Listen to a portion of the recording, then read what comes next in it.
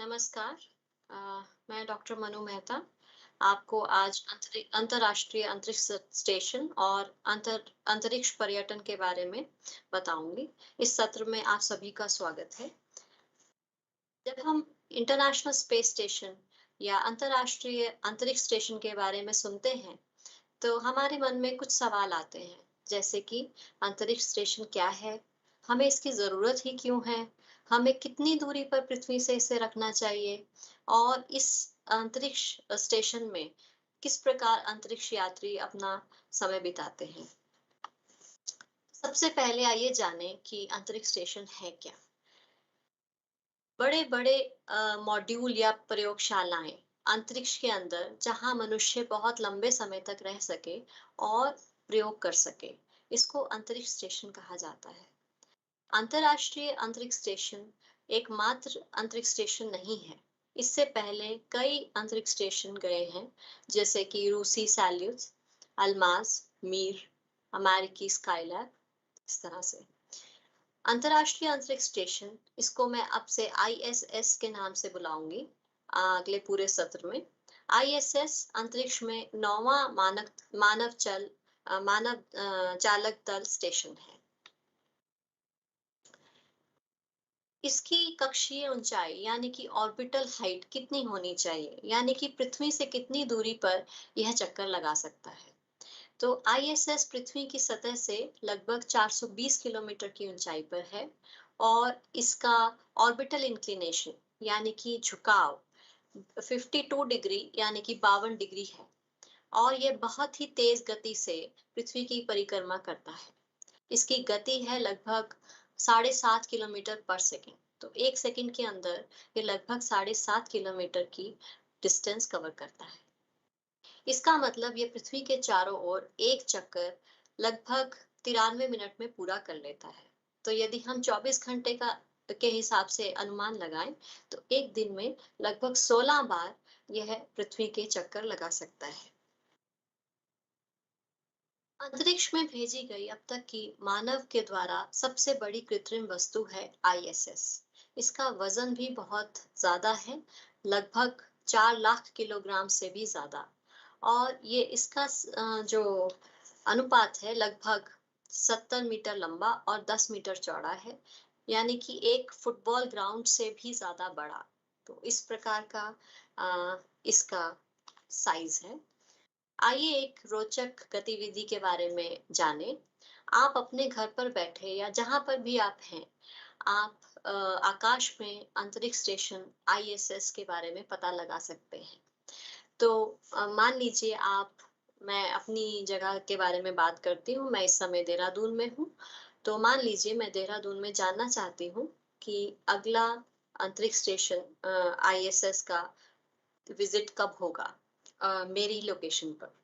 तो उसके लिए मैं क्या करूँगी, एक वेबसाइट है spotthestation.nasa.gov.in। आप इस वेबसाइट पर जाएंगे, वहां पर अपनी लोकेशन को सर्च करेंगे, जैसे कि मैंने यहाँ किया है देहरादून। यहाँ पर मैं सर्च में करूँगी, डालूँगी और उसके बाद आप अपने स्टेशन को स्पॉट करेंगे। ये इस प्रकार से आपको एक सर्कल दिखाई देगा अपने लोकेशन के आसपास। उसके बाद उसमें एक ऑप्शन पूछा जाएगा व्यू साइटिंग अपॉर्चुनिटीज, यानी कि हम ये जान सकेंगे कि इस लोकेशन पर नेक्स्ट विजिट कब है। तो जब मैं उस पर क्लिक करूंगी तो मुझे बताएगा कि आने वाले संडे को 2 अक्टूबर या मंडे 3 अक्टूबर इतने बजे इतनी विजिबिलिटी, इतनी देर की विजिबिलिटी होगी, इतनी इसकी लगभग हाइट होगी और ये उसका लगभग डायरेक्शन होगा, कब तक ये रहेगा और कब ये डिसअपियर हो जाएगा। इसकी सारी जानकारी आपको मिल जाएगी। तो आप उस पर्टिकुलर डेट पर अपने छत पर जाकर आकाश में देखकर आईएसएस का पता लगा सकते हैं। पर जैसे कि मैंने आपको बताया कि इसकी स्पीड बहुत ज्यादा है, 7.5 किलोमीटर से पर सेकंड से भी ज्यादा। तो जैसे ही आप इसे ढूंढने की कोशिश करेंगे, हो सकता है ये उतनी देरी में ही उस लोकेशन को क्रॉस कर जाए। तो इस तरह से आप देख सकते हैं।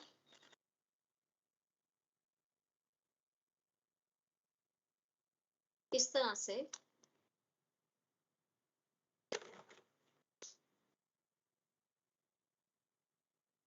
इस तरह से आप देख सकते हैं कि पिछले 1.5 घंटे पहले आईएसएस कहाँ था, ये आपको पीली लाइन के द्वारा दिखाई दे रहा है।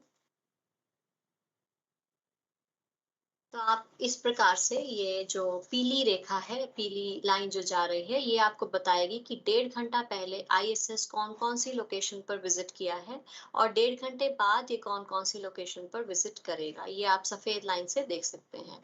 जहाँ पर आपको ये डार्क रीजन दिखाई दे रहा है, मतलब उन जगहों पर इस समय रात है और ये वाले जगह पर इस समय दिन है। तो इससे पहले कि हम और चीजें जानें आईएसएस के बारे में, आइए जानें कि आईएसएस बनाने का निर्णय किसने लिया, इसका क्या इतिहास रहा है। तो 1984 में एक अमेरिकी प्रस्ताव था जिसको स्पेस स्टेशन फ्रीडम कहा जाता है। इसका उद्देश्य था कि एक ऐसे अंतरिक्ष स्टेशन का निर्माण किया जाए जिसका उपयोग हम लो अर्थ ऑर्बिट में कर सकें। इसमें अंतरिक्ष यात्री को आवास भी मिल सके और इसके अलावा वैज्ञानिक उद्देश्यों की पूर्ति भी हो सके, यानी कि कुछ एक्सपेरिमेंट्स भी किए जा सके। तो 1998 से शुरू होकर 2011 तक कई कंपोनेंट्स इसमें स्थापित किए गए हैं। इसका जो जैसे कि मैंने बताया कि इसका साइज बहुत ज्यादा बड़ा है। सबसे बड़ी कृत्रिम मानव के द्वारा भेजी गई वस्तु आईएसएस है अंतरिक्ष के अंदर। तो इसको किस प्रकार से असेंबल किया गया, अलग अलग मॉड्यूल्स, अलग अलग कंपोनेंट्स अंतरिक्ष में भेजे गए और फिर अंतरिक्ष में ही इनका इंटीग्रेशन किया गया। आप यहाँ देख सकते हैं कई देशों के झंडे यहाँ दिखाई दे रहे हैं। ये हमें बताता है कि कितनी ज्यादा इंटरनेशनल सेंटिमेंट्स इसके साथ जुड़े हैं। जैसे कि कई अमेरिकी, रूसी, जापानी, कनाडियन, इतालवी, German, French, Swedish, Danish, Belgium, ब्राजीलियाई और भी कई देशों के एस्ट्रोनॉट्स या अंतरिक्ष यात्रियों ने आईएसएस का दौरा किया है।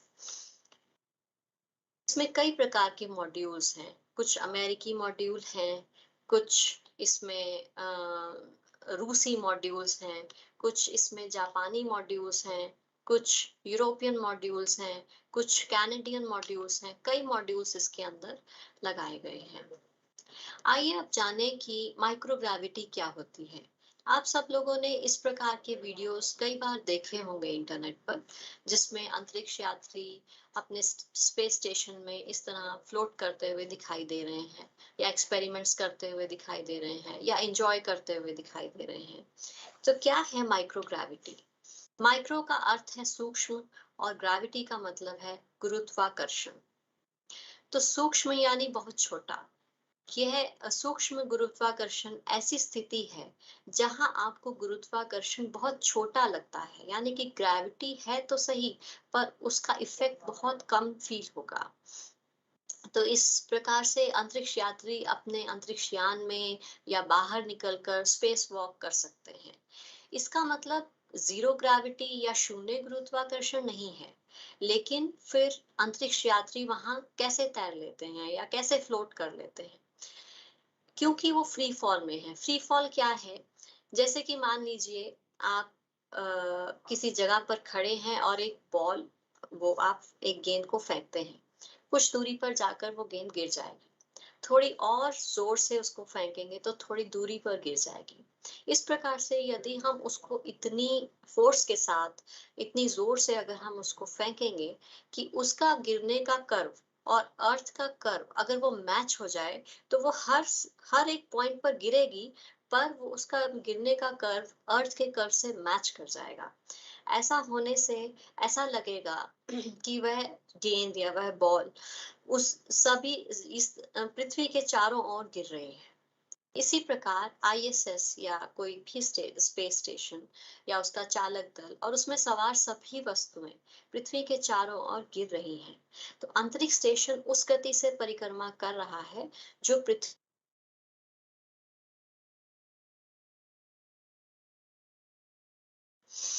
तो इस प्रकार से आप किसी भी सैटेलाइट को ऐसा मान सकते हैं कि वो फ्री फॉल में है और वो वहां माइक्रोग्रेविटी का फीलिंग होगा। पर याद रखिएगा, इसका मतलब जीरो ग्रेविटी बिल्कुल नहीं है। अब आइए देखें, इस तरह की कुछ एनिमेशंस आपने देखी होंगी। ये क्या दर्शाती है कि आईएसएस हर 93 मिनट में पृथ्वी की एक परिक्रमा पूरी कर लेता है। इसका मतलब हर 46 मिनट्स पर सूर्योदय और सूर्यास्त होगा। तो पूरे दिन में, एक दिन में या 24 घंटे में 16 बार सनराइज और सनसेट हमें दिखाई देता है। तो इस प्रकार की एनिमेशंस आपने कई बार देखी भी होंगी। अब आईएसएस पर किस प्रकार की रिसर्च की जा सकती है?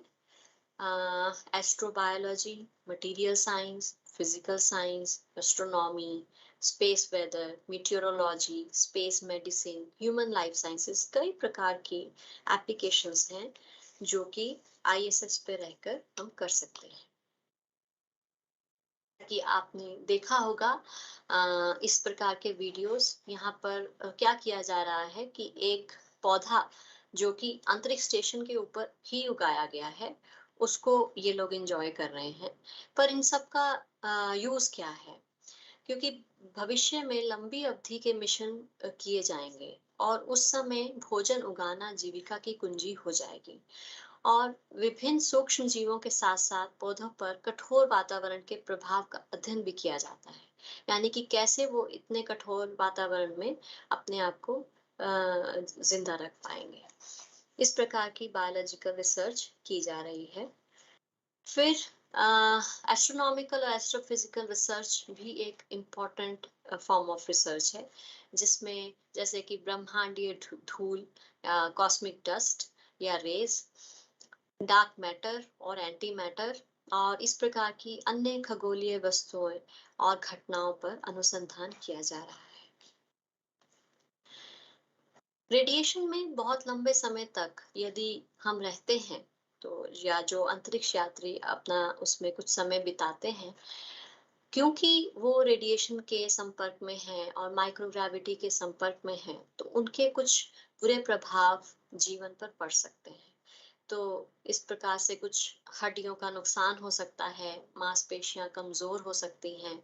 इस प्रकार की रिसर्च भी आईएसएस पर की जा रही है। जैसे कि आप यहाँ देख सकते हैं, ये दो भाई हैं, एस्ट्रोनॉट कैप्टन स्कॉट कैली और उनके ट्विन ब्रदर हैं, रिटायर्ड एस्ट्रोनॉट कैप्टन मार्क कैली। तो यहाँ पर कई ऐसे सवालों के जवाब हमें मिले कि माइक्रोग्रेविटी में लंबे समय तक रहने से हमारी शरीर पर किस प्रकार के प्रभाव होते हैं।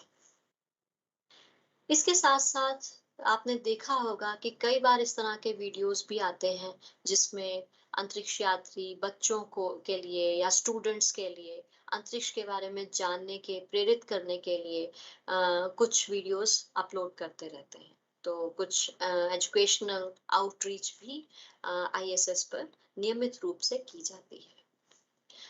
फिलहाल नासा को ऐसी उम्मीद है कि 2030 तक इस स्टेशन को संचालित किया जा सकेगा। इसके बाद जब ये इसका जीवन खत्म हो जाएगा, तो अगले अंतरिक्ष स्टेशन मिशंस हैं, जैसे कि axiom space, north of woman और ब्लू ओरिजिन, नैनो क्रैक, इस तरह से कुछ और मिशंस आईएसएस की जगह ले लेंगे और माइक्रोग्रेविटी से रिलेटेड जो भी रिसर्च है उसमें कार्य किया जाएगा। इसके अलावा दूसरे ग्रहों पर भी मानव चालक दल मिशन के लिए प्रयास किए जाएंगे। तो ये था इंटरनेशनल स्पेस स्टेशन या अंतर्राष्ट्रीय स्पेस स्टेशन के बारे में थोड़ी सी बातचीत आप सब लोगों से। अब आइए जानते हैं स्पेस टूरिज्म यानी कि अंतरिक्ष पर्यटन क्या है। आज तक कितने लोग अंतरिक्ष में गए हैं? अगर इसका आंकड़ा हम देखें तो टोटल 600 से ऊपर यात्री अंतरिक्ष में गए हैं, जिनमें से 70 से ज्यादा महिलाएं हैं और 530 से ज्यादा पुरुष हैं। तो कुछ व्यक्ति जिनको आप शायद जानते होंगे, जैसे कि डेनिस टिटो, जो कि 2001 में 60 वर्ष की आयु में अंतरिक्ष में गए थे।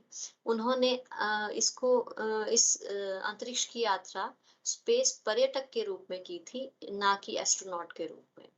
तो उनका एक सपना था जो कि उन्होंने देखा था बचपन से, और 7 दिवसीय यात्रा के लिए आईएसएस में वो गए थे और उन्होंने भारी धनराशि भी खर्च की थी। इसी प्रकार से आप शायद इनको भी जानते होंगे, इनका नाम है अनुशे अंसारी। ये एक सफल उद्यमी हैं और ये भी एक पर्यटक के रूप में अंतरिक्ष की यात्रा करने वाली महिला थी। और इनफैक्ट ये एकमात्र महिला पर्यटक हैं जिन्होंने अंतरिक्ष की अपनी यात्रा का खर्च स्वयं उठाया। ये 10 दिनों तक आईएसएस में रही थी। तो स्पेस टूरिज्म या या अंतरिक्ष पर्यटन कितने प्रकार का होता है? मूल रूप से यह 3 प्रकार का रहता है, ऑर्बिटल, सब ऑर्बिटल और लूनर। जैसे कि आप यहाँ देख सकते हैं, ऑर्बिटल का अर्थ है पृथ्वी के चारों ओर एक ऑर्बिट में चक्कर लगाना। तो ये है एक ऑर्बिटल फ्लाइट का एग्जाम्पल। सब ऑर्बिटल का मतलब है आप पृथ्वी से ऊपर एक ऊंचाई तक जाएंगे और फिर वापस लौट आएंगे। तो एक ऑर्बिट में लगातार परिक्रमा नहीं करेंगे, बल्कि एक सब ऑर्बिटल फ्लाइट में जाकर फिर आप वापस आते हैं।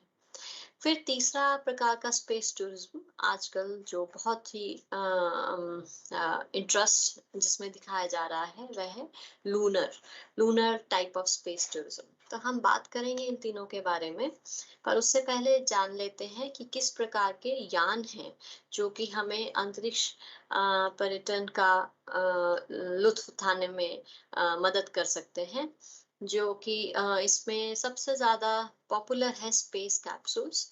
इसमें क्या रहता है कि एक क्रू मॉड्यूल रहता है और एक सर्विस मॉड्यूल रहता है। अब क्रू मॉड्यूल के अंदर हमारे एस्ट्रोनॉट्स या फिर हमारे स्पेस टूरिस्ट यहाँ पर रहते हैं, और सर्विस मॉड्यूल जो इसकी हेल्प करने के लिए, इसको ऊपर ले जाने के लिए काम में आता है। इसका दूसरा तरीका है स्पेस में जाने का, स्पेस प्लेन की फॉर्म में। इसका आप शेप देख सकते हैं, ये एक प्लेन की तरह से है। ऊपर आपका क्रू मॉड्यूल है फिर से, लेकिन इसकी जो पूरी शेप है वो एक एरोप्लेन के तरह से है। तो इसको हम इसलिए स्पेस प्लेन कहते हैं।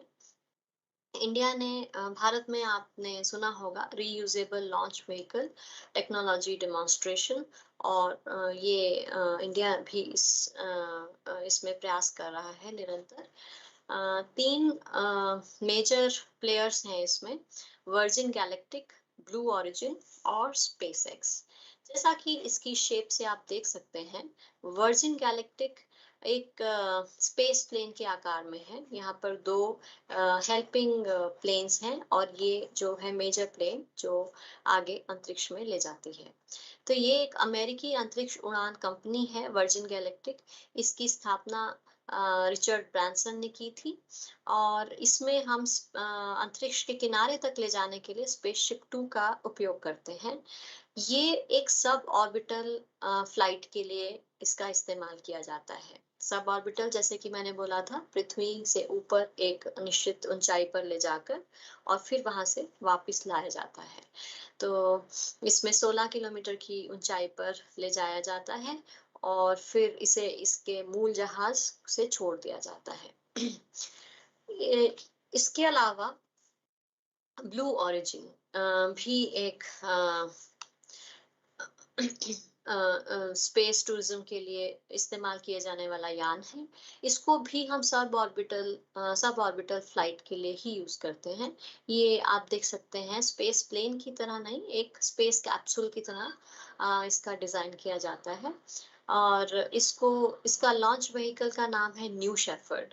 तो न्यू शेफर्ड बाकी सब ऑर्बिटल व्हीकल्स की तुलना में यदि आप देखें तो यहाँ पर जो क्रू मॉड्यूल है इसमें बहुत विशाल खिड़कियां हैं, और ये अंतरिक्ष में इस तरह की विशाल खिड़कियों का होना एक अपने आप में चैलेंजिंग फैक्ट है। तो ब्लू ऑरिजिन में बड़ी बड़ी खिड़कियों वाला क्रू मॉड्यूल है, और ये वर्टिकल टेक ऑफ और वर्टिकल लैंडिंग में क्रू रेटेड लॉन्च व्हीकल है। इसका नाम अंतरिक्ष में जाने वाले पहले अमेरिकी, जिनका नाम है एलन शेफर्ड, इनके नाम पर रखा गया। फिर है स्पेस एक्स। स्पेस एक्स भी एक रीयूजेबल ऑर्बिटल लॉन्च व्हीकल है, लेकिन इसमें आप देखेंगे कि पिछला जो हमने ये ब्लू ऑरिजिन देखा या वर्जिन गैलेक्टिक देखा, ये दोनों ही सब ऑर्बिटल फ्लाइट्स हैं। लेकिन जो स्पेस एक्स है, ये एक ऑर्बिटल फ्लाइट है, यानी कि ये आपको जो अंतरिक्ष यात्री हैं उनको, या अंतरिक्ष पर्यटक हैं उनको एक ऑर्बिटल फ्लाइट में लेके जाएगा। कुछ समय तक यात्री वहां भ्रमण कर सकेंगे पृथ्वी के चारों ओर, और उसके बाद इसे वापस लाया जाएगा पृथ्वी पर। तो यह प्रथम चरण का रॉकेट है, जो कि प्रक्षेपण के बाद वापस उतरने में भी सक्षम है। तो तो ये है स्पेस एक्स। अब सवाल है कि आप कैसे एक अंतरिक्ष पर्यटक बन सकते हैं। तो अंतरिक्ष पर्यटक बनने के लिए सबसे पहले आपकी इच्छा होनी चाहिए कि आप अंतरिक्ष में भ्रमण कर सकें और कुछ एक्सप्लोर कर सकें।